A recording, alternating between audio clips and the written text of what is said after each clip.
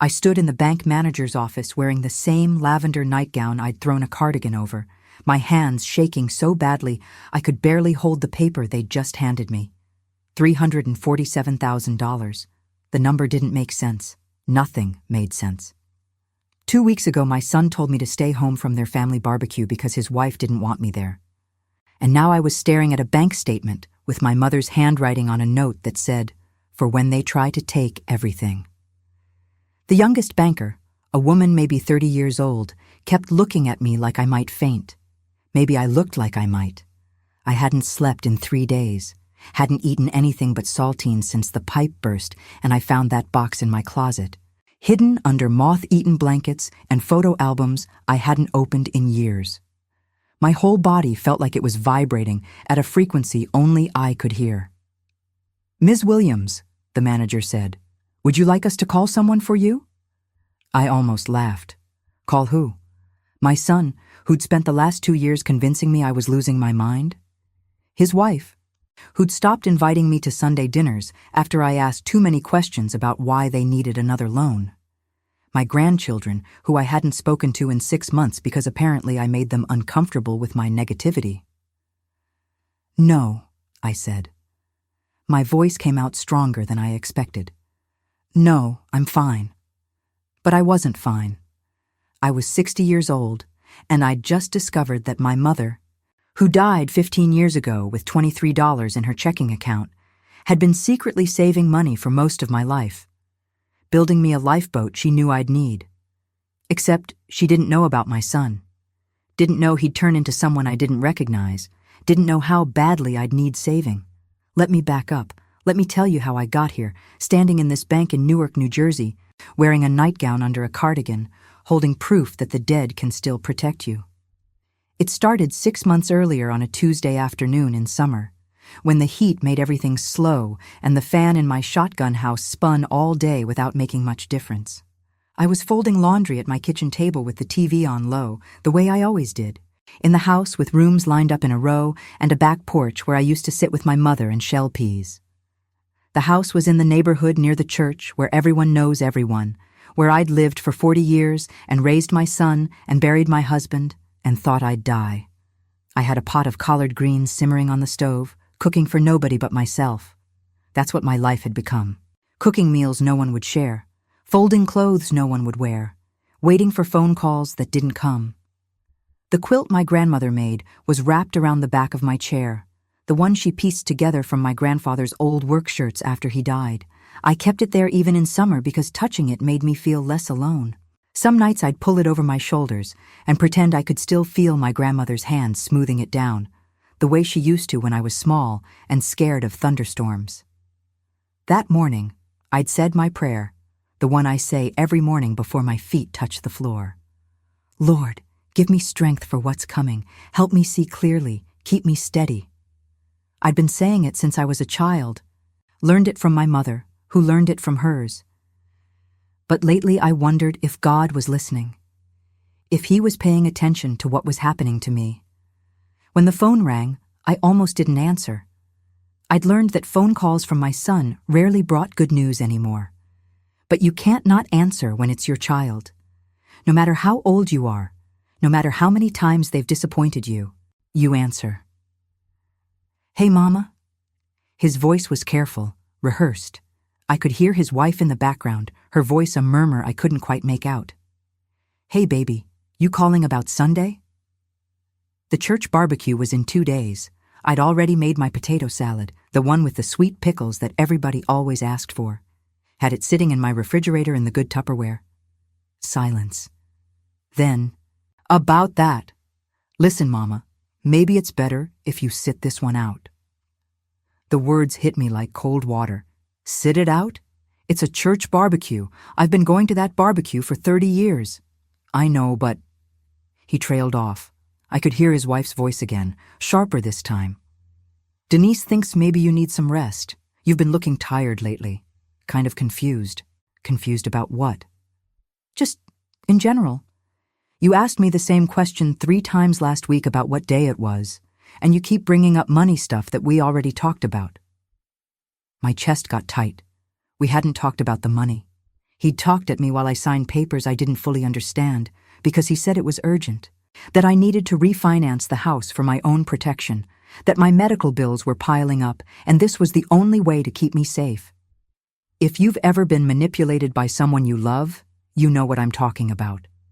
You know how they make you doubt your own memory, your own perception of reality, how they twist conversations until you're not sure what you said, or what they said, or what's true anymore. I'm not confused, Marcus. I remember every conversation we've had about my house, about my money, about those papers you had me sign. See? That's what I mean. You're getting agitated. Denise just thinks it's better if you rest at home. The barbecue's going to be crowded and hot, and you know how you get. How I get. Like I was a problem to be managed instead of his mother. Like my presence was an inconvenience instead of a blessing. Your wife doesn't want me there. I said it flat, not a question. Pause. It's not like that, Mama. What's it like then? Another pause, longer this time. Maybe we can have you over for dinner next week. Just us, something quiet. We both knew that dinner would never happen. Just like the last 3 invitations that got postponed, then canceled, then never mentioned again. Just like Christmas, when they suddenly decided to spend it with Denise's family in Atlanta and didn't tell me until Christmas Eve. Just like my birthday, when my grandson was supposed to call and never did. And when I asked Marcus about it, he said I must have misunderstood, that they never promised anything. All right, I said. You have a good time. Mama, I hung up. Sat there in my kitchen, with my hands on my grandmother's quilt, and my pot of greens bubbling on the stove, and my potato salad in the refrigerator that nobody would eat. The TV was still on, some talk show I wasn't watching. The fans spun overhead, useless against the heat that pressed down like a hand on my chest. I didn't cry. I was beyond crying.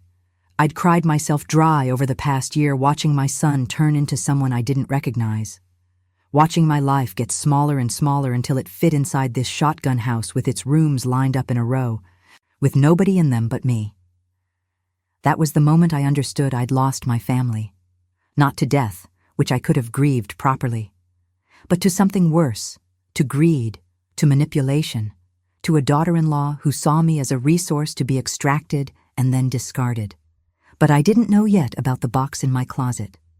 Didn't know about my mother's secret. Didn't know that in 15 days I'd be standing in a bank manager's office holding the key to everything. The betrayal didn't happen overnight. It was a slow poison, administered in small doses over 2 years, until I couldn't tell where my real symptoms ended and their manufactured ones began. It started right after I fell and broke my wrist. A stupid accident. Slipped on a wet floor in the bathroom, landed wrong. Marcus and Denise swooped in like concerned children, all solicitous care and worried questions. Did I need help? Was I eating properly? Taking my medications? When was the last time I'd seen a doctor? I should have been grateful. Instead, I felt uneasy. Something about the way Denise looked around my house, taking inventory. The way Marcus started asking about my finances, about my bills, about whether I had a will. We just want to make sure you're taken care of, Mama, he said. You're not getting any younger. 60 years old, and suddenly I wasn't just getting older, I was becoming incompetent. A problem to be solved. They started coming by more often. Denise would clean my kitchen, reorganizing my cabinet so I couldn't find anything. Marcus would go through my mail, sorting it into piles, telling me which bills were urgent and which ones could wait. I appreciated the help at first. My wrist was in a cast, I was in pain, and having someone else handle things felt like a relief. That's how it works. They make themselves indispensable. Then they make you dependent. Then they make you disappear. The doctor's appointments came next. Marcus insisted I needed a full checkup, that I probably had underlying conditions nobody had caught. He took me to a doctor I'd never seen before, someone his wife recommended. The doctor was young, distracted, barely looked at me while he asked questions Marcus mostly answered. She's been forgetting things, Marcus said. Getting confused about dates. We're worried about early dementia. I started to protest, but the doctor was already nodding, already writing notes.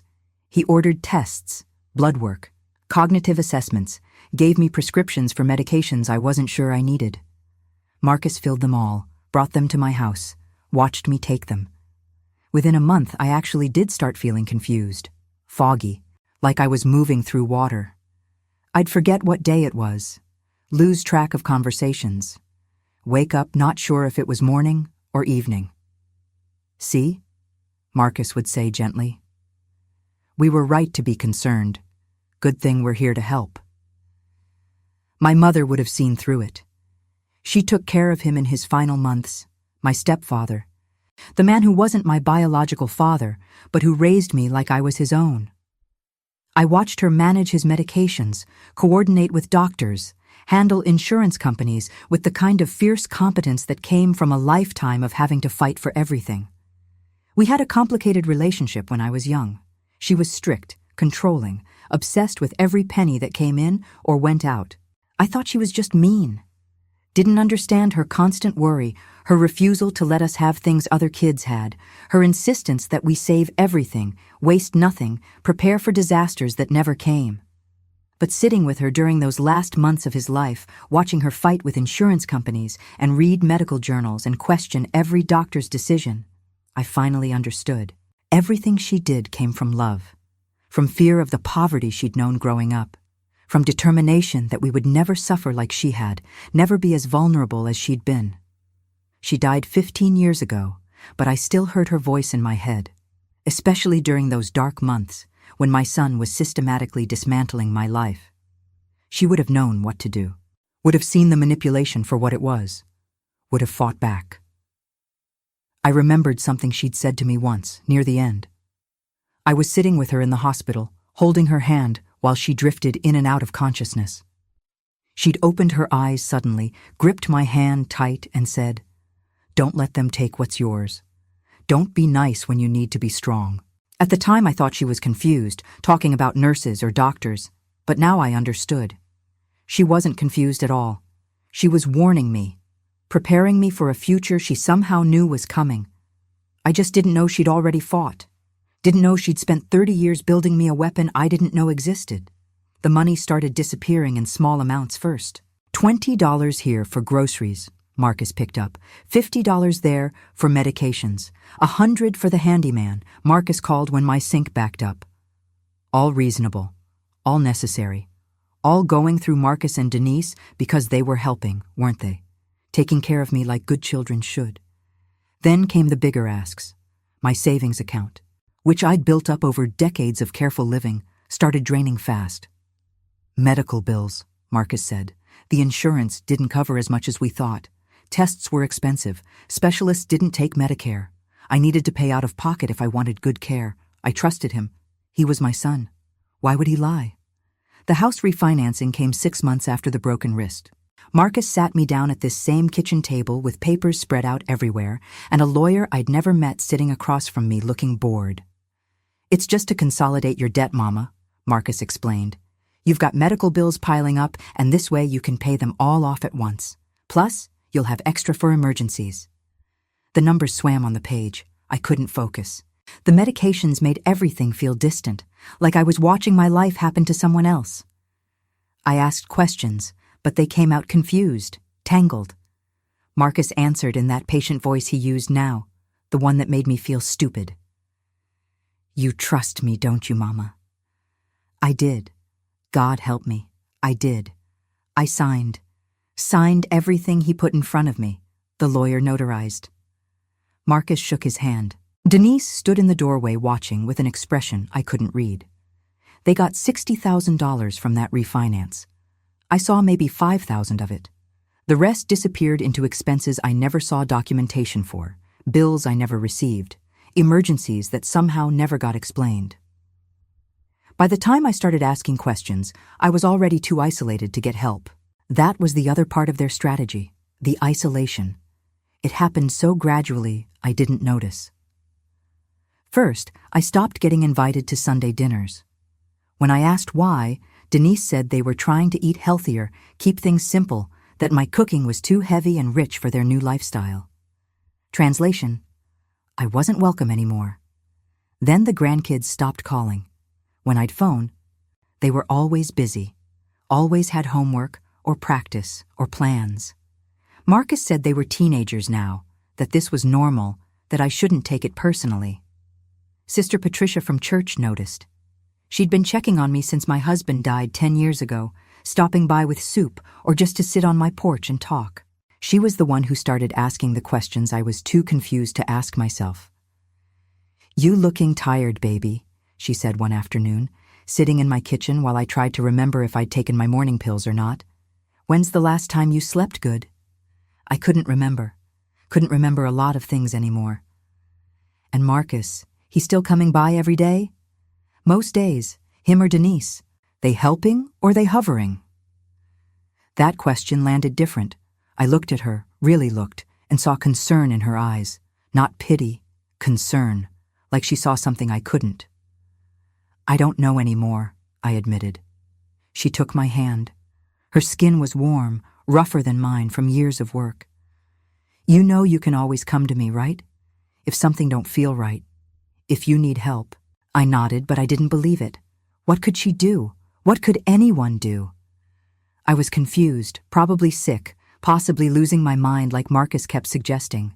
Maybe I did need them to manage everything. Maybe I was the problem. But Sister Patricia kept coming, kept checking.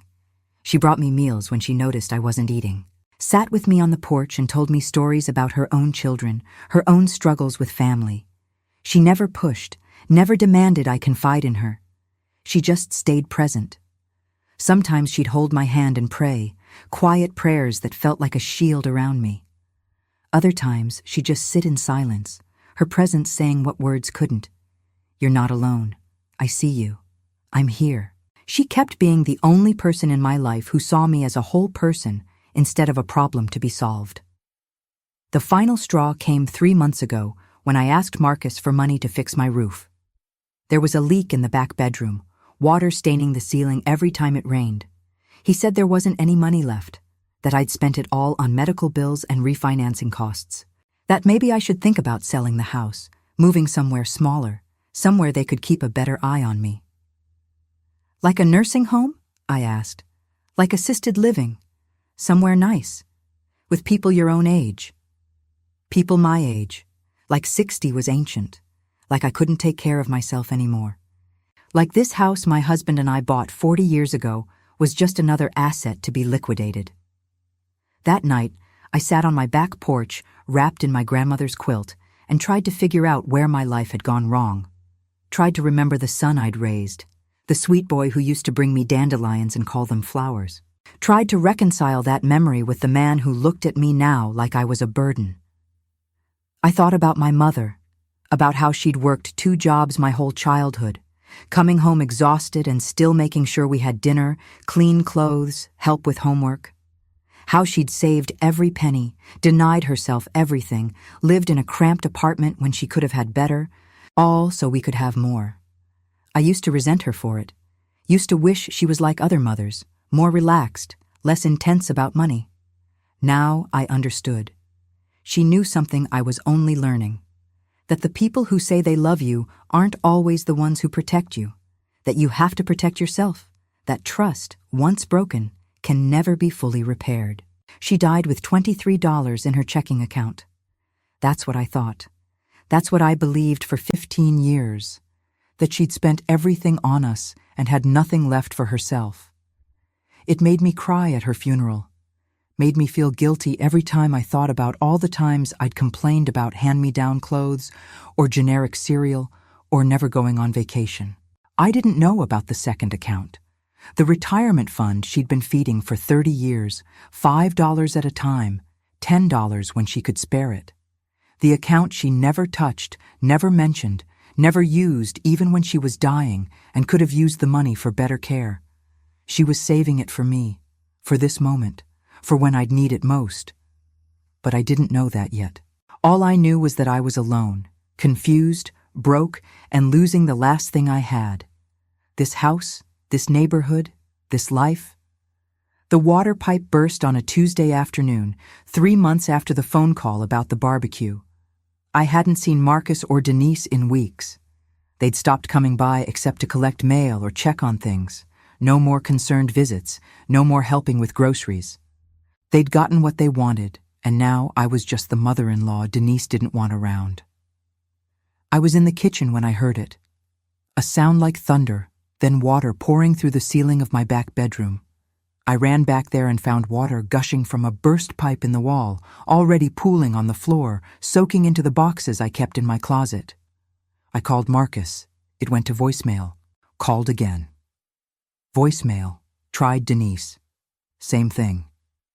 So I did it myself. Turned off the water main, dragged every box and bag out of that closet, piled them in the hallway while water dripped through my ceiling and ruined the floor. That's when I found it.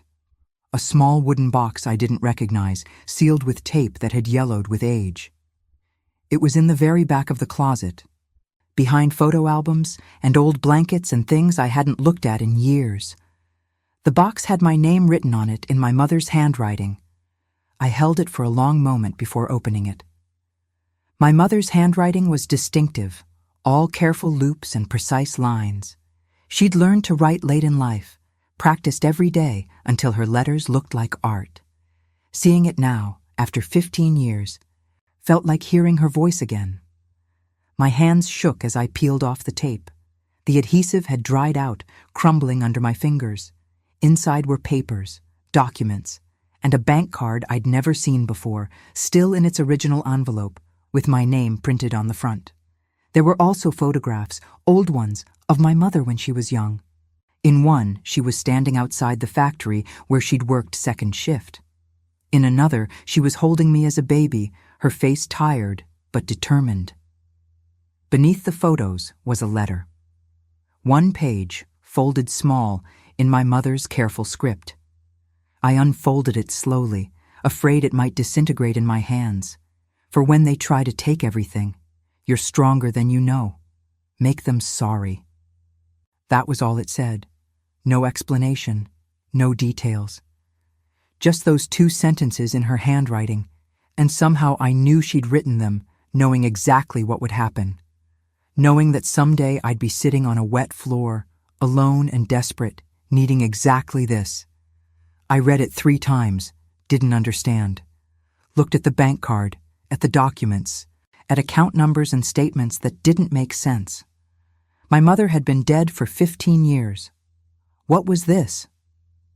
I called the number on the back of the card with hands that wouldn't stop shaking. A woman answered, professional and distant. I found this card, I said. It has my name on it, but I don't know what it is. Can you provide the account number? I read it off the envelope. Pause. Then, ma'am, can you come into a branch? We'll need to verify your identity before we can discuss this account. Is there money in it? I can't tell you that over the phone, but yes, ma'am, there is. I hung up, sat on my wet floor in my destroyed bedroom holding a bank card I didn't know existed and a letter from my dead mother that said, "Make them sorry." The next morning, I went to the bank, didn't change out of my nightgown, just threw a cardigan over it and drove downtown to the main branch in Newark. I must have looked like a mess. Hair uncombed, eyes red from crying and not sleeping, wearing house slippers because I couldn't find my shoes. People stared as I walked through the lobby, but I didn't care. Nothing mattered except understanding what my mother had left me. I asked for help at the customer service desk. The woman there looked at my card, looked at me, then asked me to wait. I sat in one of those uncomfortable chairs they have in bank lobbies, clutching my mother's letter and the envelope with the card. My leg wouldn't stop bouncing. An old man sitting near me asked if I was all right. I nodded but couldn't speak. 3 bank officials came. They verified my identity twice, checked my ID, asked security questions, made copies of everything. The whole process felt surreal, like I was watching it happen to someone else. One of them, a middle-aged man with kind eyes, kept asking if I needed water, if I was feeling okay. Then they brought me into a private office and closed the door. "Ms. Williams," the manager said, "did you know about this account?" "No, I just found the card yesterday." They exchanged looks. The manager slid a paper across the desk. This is a retirement account opened in 1978. The primary account holder was Margaret Davis. You're listed as the emergency contact and sole beneficiary. Margaret Davis, my mother. I don't understand, I said. My mother died broke. She had nothing. Ma'am, this account has been actively maintained since her death. Someone's been making deposits, following her instructions. What instructions? He showed me another paper. A letter my mother had written to the bank, dated 2 weeks before she died. Instructions to continue automatic deposits from a life insurance policy I didn't know she had. Instructions that the account could not be touched until I needed it. Instructions that if anyone other than me tried to access it, I should be notified immediately. Has anyone tried to access it? I asked. No, ma'am. You're the first person to inquire about this account in 15 years. How much is in it? The manager looked at me for a long moment. Then he slid another paper across the desk. $347,000. The room tilted. I grabbed the edge of the desk to steady myself. The number didn't make sense. My mother worked as a home health aide, cleaned houses on weekends, never had a new car, never took a vacation, never bought herself anything that wasn't absolutely necessary. And she'd been secretly saving this much money? I thought about all the times I'd offered to help her, to buy her things, to take her somewhere nice. She always refused, always said she was fine, she had everything she needed. I thought it was pride, stubbornness, but it was strategy. Every dollar I offered her, she could have taken and added to this account. But she didn't. She kept working, kept saving, kept building this safety net for me instead of making her own life easier. She started with $5 a week, the banker explained, increased it as she could, set up automatic deposits through a small life insurance policy. The account has been accruing interest for 47 years. 47 years.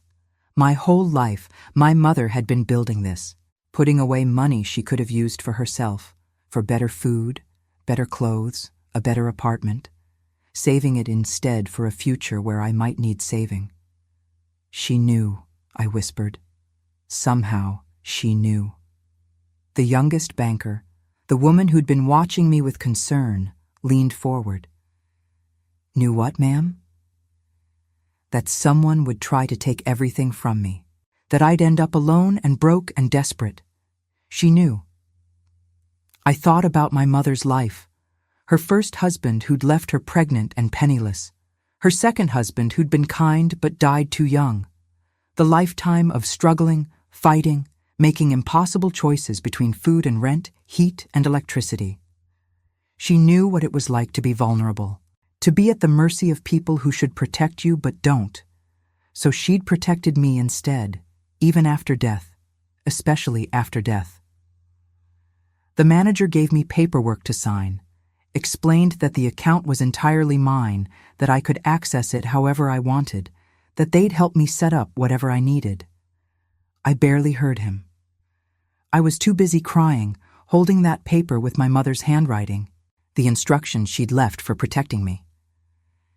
Can I have a minute? I asked. They left me alone in the office. I pulled out my phone, thought about calling Marcus, telling him what I'd found.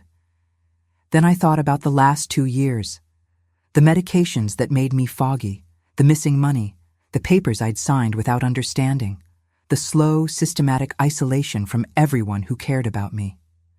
The way they'd made me feel crazy, incompetent, like a burden. Make them sorry, my mother's letter said. I put my phone away. The bank helped me open new accounts, transfer the money into places Marcus couldn't access, set up passwords and security questions only I knew. The manager suggested I speak to a lawyer about the refinancing, about getting my house back, about potentially recovering the money that had been taken. I will, I promised, but first I need to make a phone call. I called Marcus from my car. He answered on the 4th ring, sounding annoyed. Mama, I'm at work. What is it? I found something, I said. In my closet. A box from your grandmother.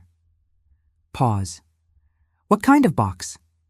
Papers, bank stuff. I think maybe you should come look at it. Can it wait? I'm really busy right now. It's about money, Marcus. Quite a bit of money. I could hear him sit up, could almost see him gesturing to Denise, putting the phone on speaker so she could hear. What do you mean, money? I mean your grandmother had an account I didn't know about, and apparently I'm the beneficiary. Silence. Then Denise's voice, sharp with interest. How much money? I don't know yet. The bank wants me to come in and verify some things. I thought maybe you could come with me. Help me understand it all. Yeah, Marcus said quickly. Yeah, absolutely. When? Tomorrow? 10 o'clock? We'll be there. Mama, this is great news. See, I told you things would work out. I hung up before I could say something I'd regret. Sat in my car in the bank parking lot and laughed until I cried. They'd show up tomorrow expecting to help me manage this windfall, expecting to take control like they'd taken control of everything else. They had no idea I'd already moved the money, already set up protections, already talked to a lawyer Sister Patricia had recommended. Make them sorry. That night, I went home to my shotgun house with its burst pipe and ruined bedroom, and I made myself dinner for the first time in weeks. Real dinner, not just saltines and canned soup. I made my mother's collard greens, the ones that simmered slow with ham hock and vinegar. Made cornbread from scratch, set the table like I was expecting company. Then I sat down with my grandmother's quilt wrapped around my shoulders and ate alone, tasting every bite, feeling strength return to my body like water to dry ground. My mother had been dead for 15 years, but that night she saved my life. Some love doesn't end with death. Some protection lasts forever. I slept better that night than I had in 2 years. Didn't take any of the medications Marcus had been giving me. Just went to bed clean and fed and safe, wrapped in my grandmother's quilt, and slept straight through until morning. When I woke up, I said my prayer, the same one I'd been saying my whole life. Lord, give me strength for what's coming. Help me see clearly. Keep me steady. This time, I felt like maybe he was listening. Marcus and Denise showed up at my house at 9:30 the next morning, half an hour early, dressed like they were going to a business meeting. Marcus had a folder with him. Denise carried a purse big enough to hold documents. They were ready to take control. Hey, Mama, Marcus said, kissing my cheek. You look good. You feeling better? I did look better. I'd stopped taking those medications. The fog was already lifting. I could think clearly for the first time in months. I'm feeling much better, I said. Come sit down. I made coffee. We sat at my kitchen table, the same table where I'd signed away my house 6 months ago. Marcus opened his folder, pulled out a legal pad, clicked his pen, ready to take notes, ready to help. So tell us about this account, Denise said. How much are we talking about? About $350,000. They both went still. Marcus's pen froze over the paper. Denise's coffee cup stopped halfway to her mouth. 350,000? Marcus repeated. Give or take. It was my mother's retirement account. She'd been saving since before I was born. And she never told you. Denise's voice had an edge to it. Accusation, maybe, or suspicion that I was lying. She left me a letter. Said it was for when I needed it most. I guess she knew that day would come. Well, Marcus said, recovering his composure, this is incredible, Mama. We need to make sure it's properly managed. I can talk to our financial advisor, set up a meeting. I've already moved it. Silence. You what? Denise asked. I moved the money, yesterday, into new accounts, with new passwords, at a different bank. Marcus's face went through several expressions, confusion, then understanding, then anger he tried to hide. Mama, you can't just move that kind of money around without proper advice. You need financial planning, tax preparation. I have that. Sister Patricia connected me with a lawyer, and a CPA, and a financial advisor. They helped me set everything up yesterday afternoon. Sister Patricia? Denise's voice went sharp. What does she have to do with this? She's been looking out for me, checking on me when no one else would, asking questions I was too confused to ask. What questions? Marcus's voice had changed. The careful, patient tone was gone. Now he just sounded angry. Questions about my medications, about my refinancing, about where all my money went, about why I suddenly couldn't think straight and kept forgetting things. You're not making sense, Mama. You're confused again. I'm not confused anymore. I stopped taking those pills you gave me. Turns out I don't need them. I'm thinking very clearly now. His face changed. Just for a second, a flash of something dark crossed his features. Fear, maybe, or calculation. Then it was gone, replaced by that concerned expression he'd perfected. Denise stood up. This is ridiculous. We've been taking care of you for 2 years, helping you with everything. And now you're listening to some church busybody instead of your own family. Her voice had gone shrill. I watched her hands clench around her purse strap, knuckles white. This was the real Denise, the one I'd only caught glimpses of before. The mask was slipping. You weren't taking care of me. You were taking from me. There's a difference. Marcus stood too. His face had gone red. We helped you refinance your house when you couldn't afford your bills. Bills from doctors I didn't need to see, for medications I didn't need to take. Bills that somehow kept appearing no matter how much money I gave you. You're paranoid. You need help. I have help. I have a lawyer looking into the refinancing. Turns out you forged some of my signatures. Didn't disclose some information to the lender. That's fraud, Marcus. That's a crime. The room went very quiet. I watched my son's face as he processed what I'd said, watched him calculate, try to figure out his next move. I'd seen this expression before, when he was a teenager and got caught doing something wrong. He'd always been a good liar, just not good enough. You're going to ruin your relationship with your grandchildren over this, Denise said. They'll never forgive you for accusing us.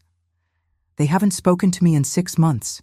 You made sure of that, isolated me from everyone who cared about me so you could take everything without anyone noticing. I stood up too, faced them both. But my mother noticed, even though she was dead. She knew someone would try this someday, so she made sure I'd be protected. We're family, Marcus said. You can't do this to family. You did it first. They left, slammed my door on the way out. I watched through the window as they sat in their car for 20 minutes, arguing. Denise was gesturing wildly. Marcus was on his phone, probably calling a lawyer of his own, probably realizing how much trouble they were in. I didn't feel triumphant. I felt sad, felt the weight of losing my son, losing the relationship we'd had before greed poisoned everything. But I also felt clear, strong, protected by a mother who'd been watching over me even from beyond the grave.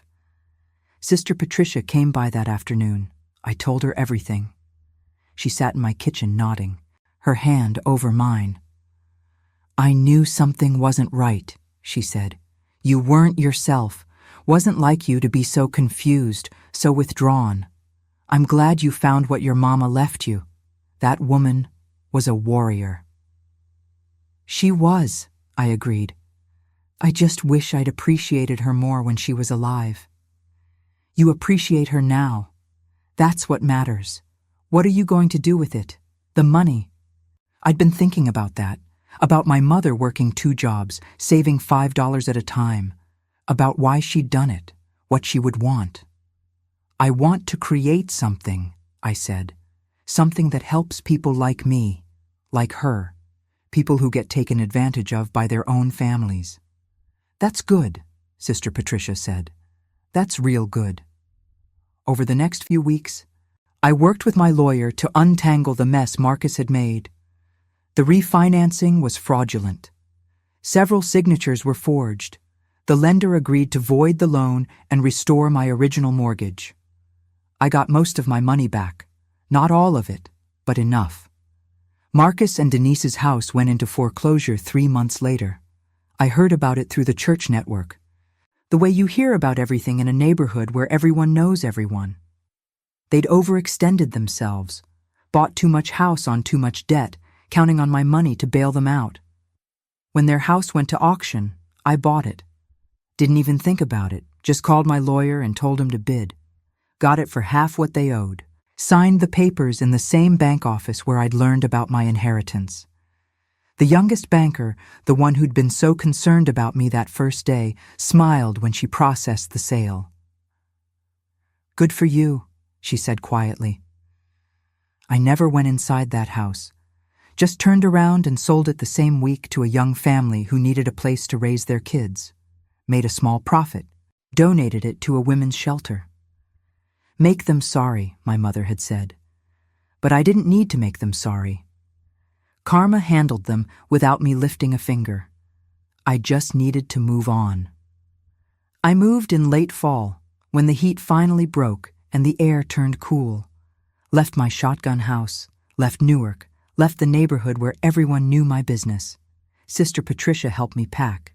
We filled boxes with my grandmother's quilt, my mother's letters, the few things worth keeping. Left the rest behind. My new house was smaller, simpler, in a quiet town near where my sister lived. We'd been estranged for years, caught up in our own lives, our own problems. But when I called her and told her what had happened, she cried. Said she'd suspected something was wrong, but didn't know how to help. "Come closer," she said. "Let's grow old together like we should have from the start." So I did. Found a house 3 streets over from hers. Small yard, big windows, room enough for me and my memories, and the new life I was building.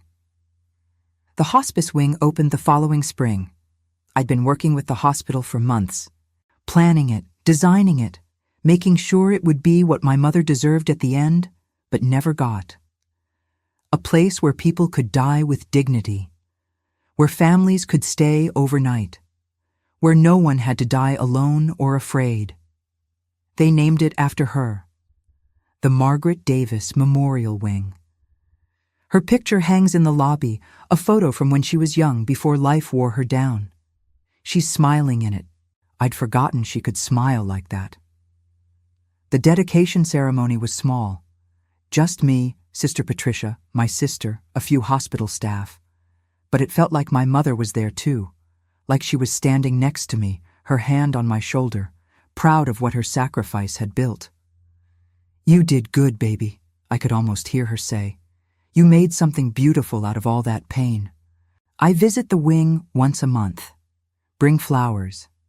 Talk to families who are going through what I went through with my stepfather. Tell them it's okay to be angry, okay to be scared, okay to grieve before the person is even gone. Sometimes I see Marcus and Denise around town. They moved into an apartment after losing their house. Small place. Nothing like what they had. They don't acknowledge me when we pass. Don't call. Don't try to explain or apologize.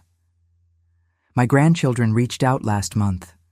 The oldest one, 17 now, sent me a message through Facebook. Said she missed me. Said her parents told her I was sick, that I'd pushed them away. Said she didn't believe them anymore. I didn't respond. Not yet. I need to know she's ready to hear the truth. Need to know she won't just become another tool they use to get to me. But I saved the message. Read it sometimes when I'm feeling the weight of what I lost. Because I did lose something. Lost my son, or the version of him I thought I knew. Lost the family I thought I had. Lost the illusion that blood always protects you, that family always has your back. But I gained something too. Gained clarity, strength. The knowledge that my mother's love was stronger than death, more lasting than any living relationship I'd had. Gained the ability to see manipulation for what it is, to trust my own mind, to know when someone is trying to make me doubt my reality. I'm 60 years old now, living alone by choice in a small town where I'm rebuilding my life one day at a time. I stopped wearing that lavender nightgown, threw it away with all the other things from that dark time, bought myself new clothes, bright colors, clothes that fit the person I'm becoming instead of the person they tried to make me be. My sister and I have dinner every Sunday. We cook my mother's recipes, the ones she made on her rare days off when she had energy to do more than heat up canned soup. We talk about her, about the sacrifices she made, about how we didn't appreciate them at the time. She knew, my sister says. Somehow she always knew what we'd need before we needed it. She did know, and she made sure I'd have it even after she was gone.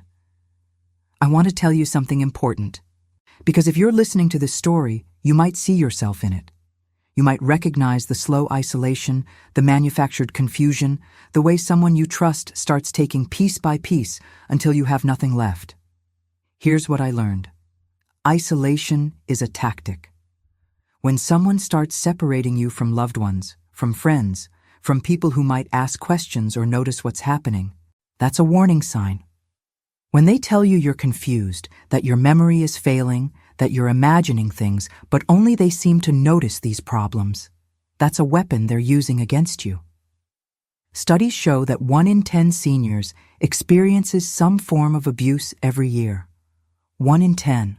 That's millions of people.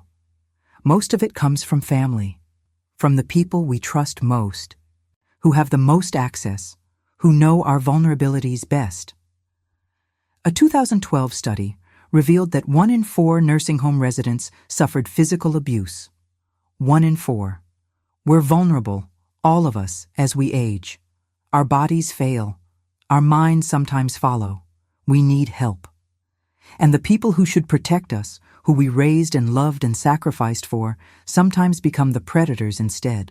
If you're experiencing this, if someone is isolating you, taking your money, making you doubt your own mind, please hear me. You're not crazy. You're being manipulated, and it's not your fault. Find someone outside the situation, a friend, a neighbor, a church member, someone who has no stake in your money or your property. Tell them what's happening. Let them ask the questions you're too confused or scared to ask. Document everything. Keep records. Take pictures. Write things down when your mind is clear. Because they'll try to convince you you're remembering wrong, that you're confused, that things didn't happen the way you think they did. Having proof helps you trust yourself. And know this, you are stronger than they want you to believe. You are clearer than they want you to feel. You deserve protection and dignity and love that doesn't come with conditions or price tags. My mother knew that.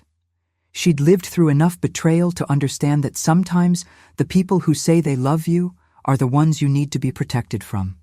So she protected me, quietly, secretly, with $5 deposits and compound interest and a letter that said, "Make them sorry." I think about her every day.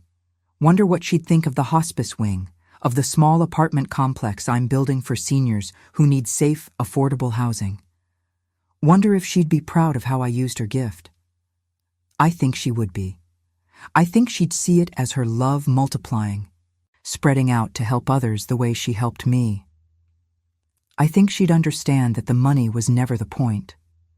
The point was knowing I was loved, that someone was watching over me even from beyond the grave, that I was worth protecting. That's what I want you to take from this story.